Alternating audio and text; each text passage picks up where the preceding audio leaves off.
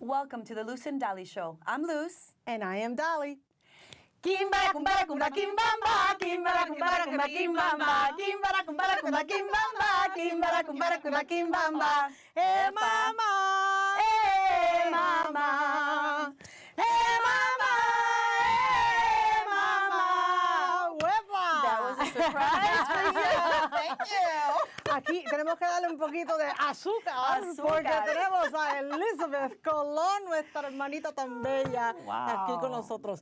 What energy. We were doing English. You know what? You're right. You're right. That's you know, okay. it's okay. Well, now I'll repeat it. I It's said a I'm just Spanglish. giving you a little bit of sugar. A sugar? Sugar. Because our Welcome. darling Elizabeth-Colón is here today, and Elizabeth is one of our amazing and beautiful book sisters Yes. from today's Inspired Latina. Yes. We are so absolutely excited that she is here with us today. We Welcome. are. Thank you Welcome. for having me. I never thought this was going to be so much fun. I would have come sooner. It's always so much fun. I know. We have a list of individuals that are asking and inquiring, and we're just so excited to I'm incorporate sure. everyone. Well, I'm truly honored that you guys invited me here. Oh, Thank you Thank for It's our coming. We pleasure. know that Thank you you. are incredibly busy. You are, well, you know, I describe you as a powerhouse. Yes. She is truly amazing. She is a very successful woman, entrepreneur, speaker, mother, wife, and you know what? But she has the biggest heart. And I loved you from the moment I met you, and I just couldn't wait for us to have you on the show. I know. I saw, you know, we did that book signing. I was like all the way at this end. You guys were all the way over there, and I was so upset that the fun was happening over there. And I was by Wherever Luz and myself. Dolly are, there's fun, there's excitement, there's... Absolutely. I was like, oh my God, look at them over there. We were having fun. You know, we even danced. I know. We had a guy from the audience, from the audience, and he saw me. You know, I am always dancing to whatever music is playing, and he just like, well, come here, and I'm like, okay, and I just started dancing with him, and I had a blast. You guys were. Both of You always have to incorporate happiness and fun and just joy for living. And it's so important for us to find the balance. Dolly was talking about what you are, a mother and a businesswoman and a wife. And so how do you find the balance? You know, it was a struggle. I think it's a struggle. I think we all go through that, you know, of like that unbalance of how do we balance work with, you know, life, because we want to be successful in what we're doing. Right. But I think the one thing that we really have to realize is that there's a point in time when you blink and your kids are all grown, right? And they're gone. And then you start reflecting on, my God, where did the time go, right? Yeah. And so I have a 23-year-old and I have a 12. Wow. And That's a little bit of a gap. there is a big gap. Yeah, it's Just okay. a little It's bit. perfect. It's It worked out beautiful. great. I think I learned my lessons there. You know, having a 23-year-old who, at that time in my life, I was actually trying to create my platform and my ability to grow as a professional.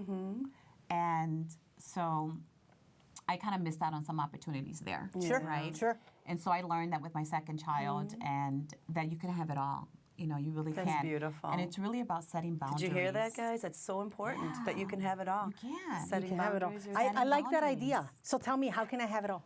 How can you have it all?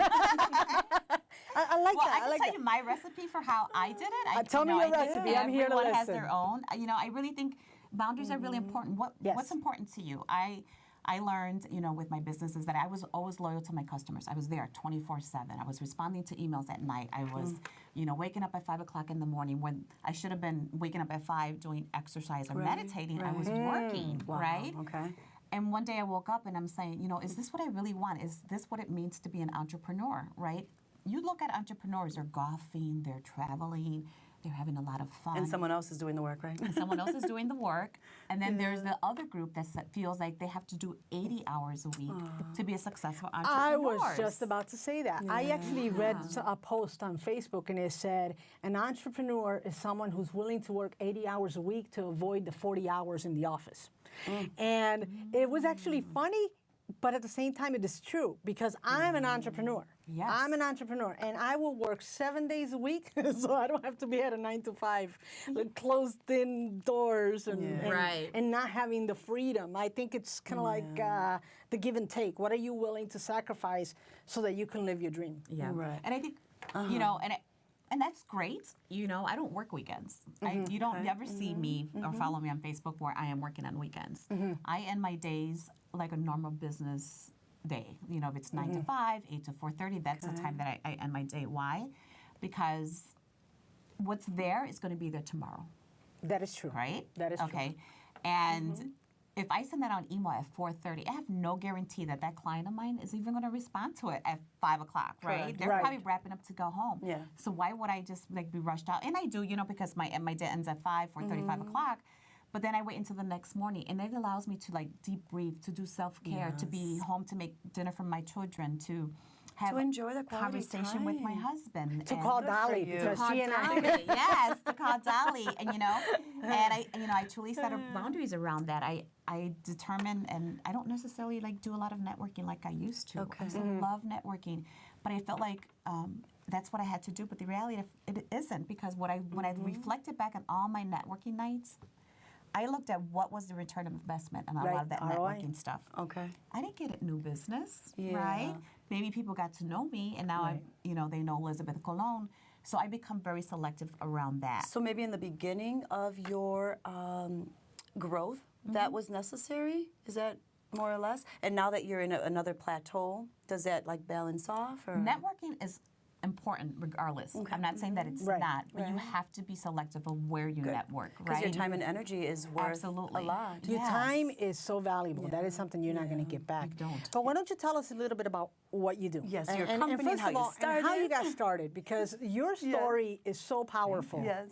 And it's really inspiring and motivating, especially for those individuals that are out there that want to get started on a project, on a business, whatever, But are and afraid they just and- don't know how. Yes. Tell us what you did, because you rocked. This is your You story, rock. so It yes, is my it's story. powerful. And I'm very happy with it too, regardless of what the outcome was back then. So I started my company in 2007. It's called Metafrasa's Language and Cultural Solutions. And it's an interpreting and translation company that really helps businesses not make a mess out of their messages. It's kind of the way I look at it, right? Okay. Say that company name again, because I had a little difficulty at first. Sure, it's Metafrasa's Language and Cultural Solutions. Metafras. Say that fast 3 Metafrasa's. times. No, no. So people tend to like, what does that name mean? It's actually Greek for translations. Okay. So we wanted a very unique name, something that stood out, something that if they didn't remember me, they would remember my company, and they tend to. So I was working about 7 years in another company in a nonprofit world doing the same similar work. And it was a company that was sort of going downhill, and I came in because I found a passion for language and I love advocacy. And I wanted to empower people to have a voice. So it was a perfect place for me to do this in the nonprofit world. And so I did it, and we grew the company to a little over $3 million at that point in 2007. So powerful. It is, and I was really happy to be able to say, whatever our net profit was, it would go back into serving other programs that were very needed, that were serving the refugees and the immigrants. So I felt like I got stuck. Like I was not being creative anymore, and I was very honest about that. And I think it's very important to say to be honest with your job performance, or saying I don't know. And I just went back and I said, listen, I really think we need to invest some money and bring in a strategic planner, and let's see where we should take the company in the next 3 to 5 years. So they thought it was a really great idea, and then the next thing you know, there was this amazing job description for senior director, and it had all these great, beautiful responsibilities that were similar to mine. Okay. And I'm like, yes, that's me. It's speaking to me. So I went and I said, I like to apply for this job. I understand the culture. I've been here 7 years. I'm passionate about the organization. Everybody knows me, right? And I was, hoping that the outcome would have been different. And my boss at the time just says, Elizabeth, you can apply, you can interview, but you're not going to get the job. And I was like, wow. And then she added to that, because you're unskilled. Did you hear that, guys? I was Unskilled. skilled. Yes, unskilled. I didn't know how to If take they that. only knew. If they only knew, Oh, right? God. If they only knew. I love it. Yes. I didn't know what to do with myself. It actually kind of reminded me of when I was 18 years old, and I went into the counselor's office at school, and I said, I want to be a nurse. And he's like, why do you want to be a nurse? I go, because I want to help people. And he's like, no, you don't want to be a nurse. He's like, why don't you just go volunteer? And I Shut didn't your go to dreams college. down. Absolutely.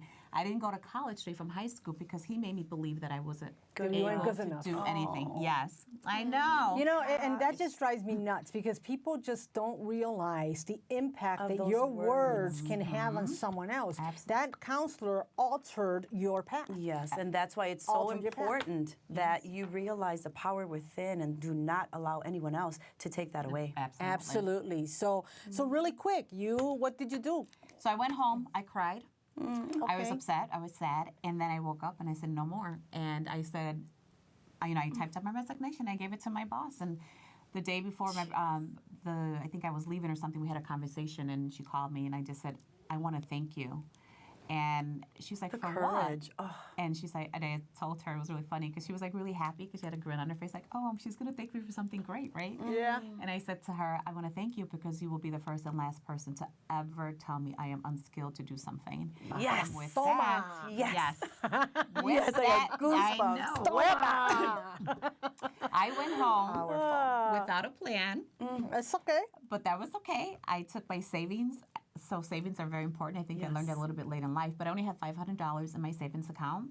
I told my son, I said, I'm going to start my business, but we're going to be very poor than we've ever been before, which means we're going to have very little resources, but I'm going to do this. It means rice and beans every day. And that's okay. what we ate, rice and beans That's with okay. ketchup. Rice and With beans. Oh, y el huevito frito. That's the food of the poor. Fried eggs. I don't know about fried egg stuff, but I definitely had ketchup.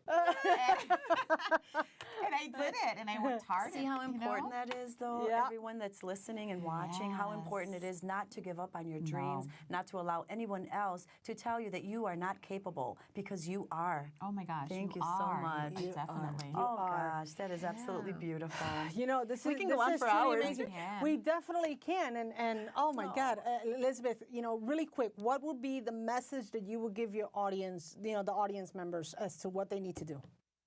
I would tell you to stand by who you are first and believe in what you want to do and go out and do it.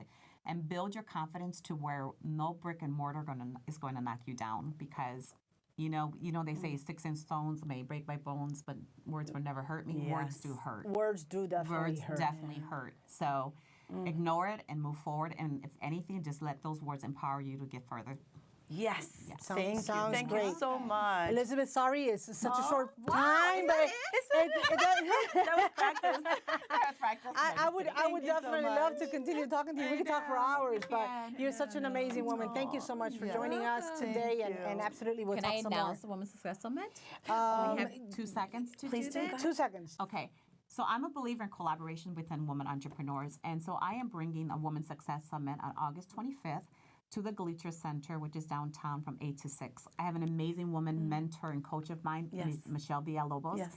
who's going to lead a discussion around collaboration, creation, and connection. So all women entrepreneurs who are out there who want to do these 3 things with other business women, come to our event. Beautiful. Luz and I will definitely be there We will. alongside with Elizabeth, and we're going to be meeting Michelle Villalobos for the first time. We're very excited. We're We have looking actually forward to it. spoken to Michelle already, Yes. so we're excited about the powerhouse that she is. absolutely. Anyway, Thank you so much. Have a tuning beautiful in. day. Bye. Bye.